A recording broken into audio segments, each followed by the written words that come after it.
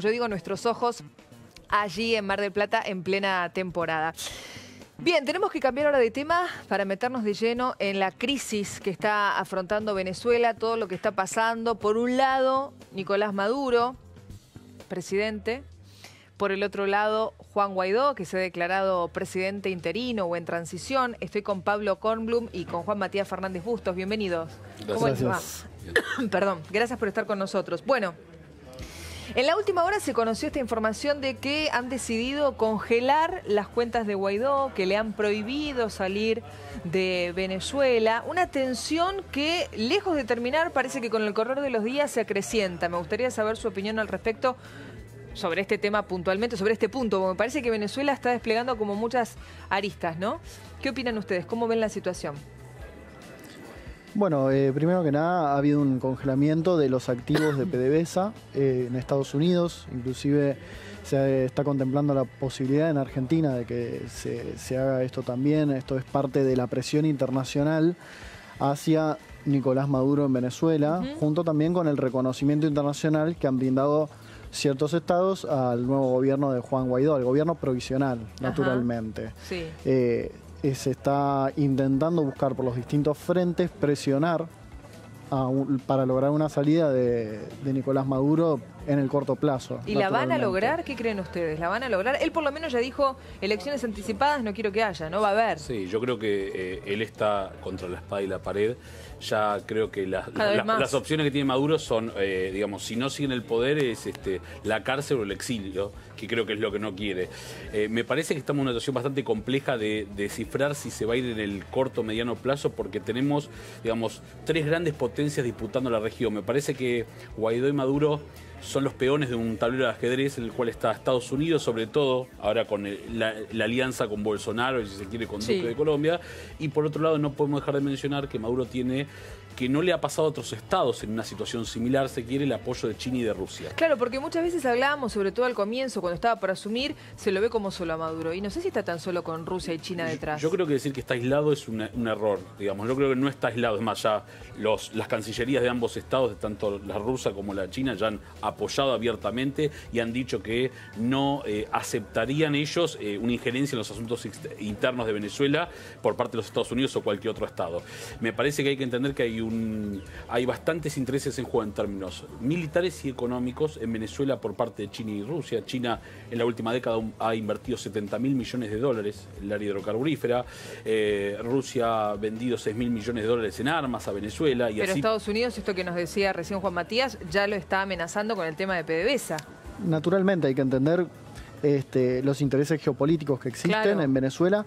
No solamente están los intereses de Rusia y China, como bien comentaba el colega, que viene además invirtiendo en la zona del Arco del Orinoco, una zona muy importante en lo que tiene que ver con la explotación de minerales. Todo esto se hizo a lo largo del gobierno de Hugo Chávez y de Nicolás Maduro, pero también entender las inversiones petrolíferas que ha desarrollado Estados Unidos a lo largo de la historia. Esto no es algo nuevo y es algo que se debe manejar con cuidado cuando se habla de injerencia externa, ya que es una agenda que comparten entre Venezuela y Estados Unidos desde la década del 20, cuando fue el descubrimiento de los yacimientos petrolíferos en Venezuela. Entonces estamos hablando de dos bloques que se están disputando intereses geopolíticos dentro del país. Como comentaba yo, recién lo de Venezuela con Estados Unidos es que se le han congelado los activos de PDVSA para que hoy en día Nicolás Maduro no pueda disponer de esa caja para utilizarlas dentro del país. Claro, ahora, ¿qué pasa con tantas cosas? Y, por ejemplo, ayer yo escuchaba testimonios de personas que van al supermercado y es imposible consumir, es imposible comprar. Prácticamente tenés que dejar tu sueldo llevándote 2 cajas de huevos. O sea, es una locura para nosotros poder pensar eso. Pero digo, Juan Guaidó, ¿cómo puede seguir? Yo escuchaba declaraciones de su mujer y dice, nunca imaginamos tener que estar en esta situación, escapándonos, aislados, sin decir dónde estamos, prácticamente en la clandestinidad absoluta. Sí, la situación es, a ver, en caso de que él asuma oficialmente y que Maduro salga del poder, la situación es bastante complicada. Va a recibir un espaldarazo, creo, de los Estados Unidos en términos económicos. Venezuela tiene muchos activos. Lo que nombraba acá el colega es así. Digamos, los activos petroleros de Venezuela son importantes. Lo que pasa es que el aparato productivo... A ver, hay cuestiones estructurales, problemas estructurales que son históricos, que se han agregado con esta hiperinflación de los últimos años. Pero tiene que ver con la baja productividad de la mayoría de los sectores. Venezuela depende del petróleo en el 90% de su producción, el resto le importa, por un lado, y ello, ni el gobierno de Maduro ni el de Chávez ha logrado diversificar ese aparato productivo que viene de hace 100 años. Por lo tanto, tiene que haber un cambio estructural, ya sea que lo haga Maduro o Guaidó en el corto plazo para cambiar esta situación, porque en un escenario macroeconómico muy difícil, muy adverso, en el cual la inflación realmente es galopante y no hay bienes y servicios para la población, y eso lo dice tanto el oficialismo como la oposición. Hace falta con escuchar la declaración de la gente. Está claro, la situación es muy complicada y me parece acá lo que hay que destacar y lo que lo puede sostener a Maduro es el hecho de que todavía el aparato militar o el aparato de seguridad que se cuenta en cientos de miles no se ha resquebrajado totalmente, por lo menos lo que le dicen estas últimas noticias, y es lo que él ha destinado, digamos, con todos sus fondos, tanto de PDVSA como de otras industrias que tiene Venezuela, para mantener a los militares y a las fuerzas de seguridad y a las milicias bolivarianas, que rondan alrededor del 500.000 de hombres, digamos, por sobre la media de la población en términos socioeconómicos. Le ha dado estatus, le ha dado, digamos, empoderamiento económico, también le ha dado doctrina. Digamos, de la época de Chávez al poder, las Fuerzas Armadas Bolivarianas han sido doctrinadas para, digamos, seguir este régimen, si quiere, antiimperialista y pro-bolivariano de Venezuela. Y eso también hay que tener en cuenta.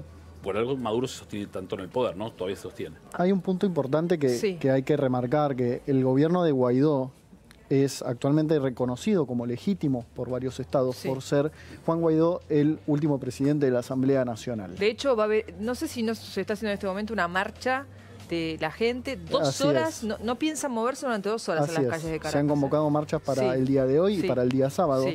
Es importante entender que es un gobierno provisional. Mira, justo de lo que estamos hablando, la marcha en apoyo, durante 2 horas la gente dijo que no se va a mover de su lugar, en las calles de Caracas, hoy lo estamos viendo, lo habían anunciado y finalmente se está llevando a cabo hoy y en principio el sábado se repetiría. Así es, así es.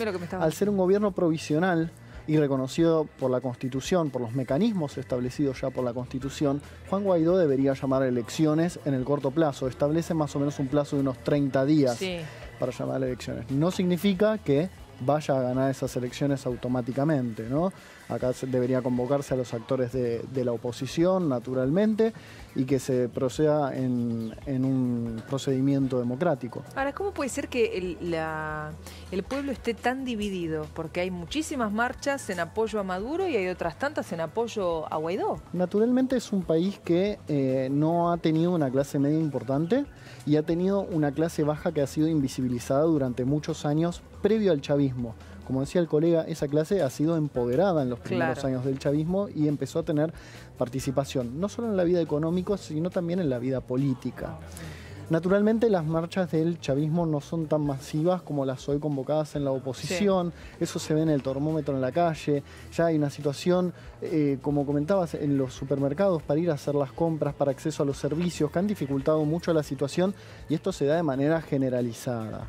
Con lo cual hoy vemos cómo las marchas son cada vez más multitudinarias, las de la oposición, han convocado un gran apoyo, especialmente la que ha sucedido el día 23 de enero, en la cual hemos visto cómo la gente ha perdido el miedo a salir a la calle. Sí, pero también hubo en total 46 muertos. Eso es correcto. Muchísimo. Existen no solamente muertos, sino también hay que reconocer que existen detenidos y desaparecidos. Sí, hay algo interesante en lo que dijo el tema de no hay clase media y ha sido empoderada la clase popular, si se quiere.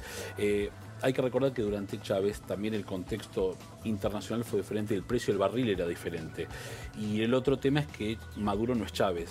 Chávez, nos gustará o no, Chávez era un estadista, un hombre que miraba a toda América Latina, una persona que entendía de política económica y manejaba los distintos sectores de la población, ha ganado varias elecciones y la situación en Venezuela se empieza a agravar en los últimos 3-4 años, sobre todo cuando asume Maduro en el poder, que vuelvo a repetir, Maduro no es Chávez. Entonces digo, esta gente que ha sido empoderada, esta clase baja en términos económicos, pero también políticos, acá como decía el colega, se encuentra que tenía su apoyo gubernamental, pero ese apoyo se empieza a mellar, empieza a resquebrajarse cuando ve que, como nos pasa a todos, si uno yo puedo apoyar un gobierno que me ha dado la posibilidad de generar un ascenso social, pero si yo veo que voy al supermercado y no me alcanza la plata para comprar una docena de huevos, evidentemente ese apoyo en algún momento va a empezar a resquebrajarse. Totalmente. Por último, y agradeciéndole su tiempo, ayer se reunió con Macri, la representante, ¿no?, de Guaidó aquí en Argentina. ¿Cómo la vieron? ¿Pudieron escucharla? Naturalmente la señora Trota representa a la Alianza por Venezuela, sí. Es una organización que nuclea... Es hija de un exiliado, ¿no? Así es, y nuclea varias agrupaciones de Venezuela en Argentina que juntan a la comunidad. Estaría asumiendo en los próximos días su rol como embajadora de Venezuela, pero hay que atender nuevamente que este es un gobierno provisional.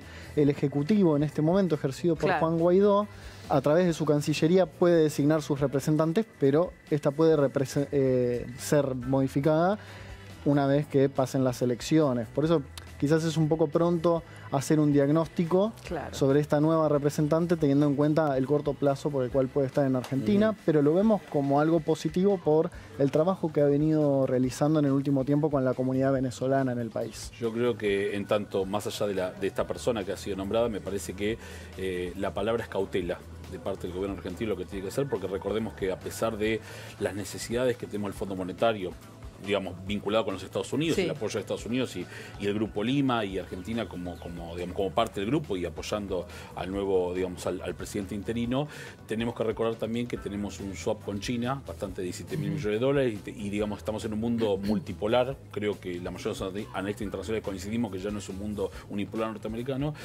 donde tenemos que relacionarnos con todos, donde dependemos de todos, de las divisas, las inversiones de todos, y por lo tanto hay que tener cuidado. También recordemos que el presidente estuvo con Putin el año pasado, premio del Mundial, digamos, hay que tener... No te puedes quedar en un solo bando, me parece, es muy difícil. Hay que ser cauteloso y hay que mirar en un escenario muy complejo para nosotros, porque recordemos, yo creo que es el escenario más difícil, digamos, que hemos tenido en Sudamérica hace muchas décadas y lo tenemos a 3.000 kilómetros de distancia en nuestra frontera norte.